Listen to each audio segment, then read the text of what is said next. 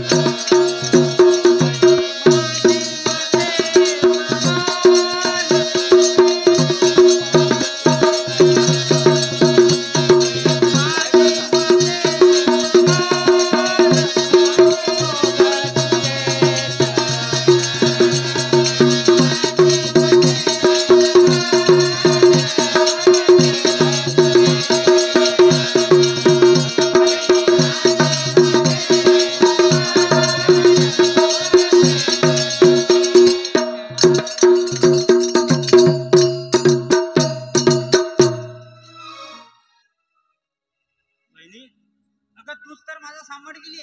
अहो माझे कर्तव्य मीच केली जे मला करायला पाहिजे होते ते. हा बोला बाबा.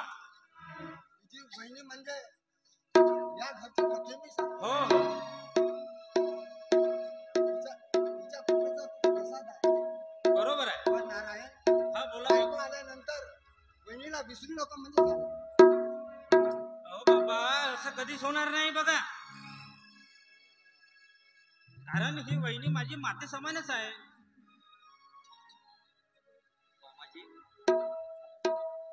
हे बघा बापूजीने पत्नी केल्यानंतर ते मला विसरले तरी चालेल पण मी त्यांना कधीच विसरणार नाही. बघा बाबा. सुनबाई,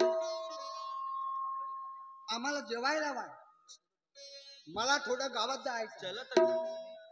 आणि नारायणला सुद्धा शेतावर जायचं. हो हो वहिनी. चला मामाजी, चला. बरं का. चला बघा, आता आपण जेवण केले पाहिजे.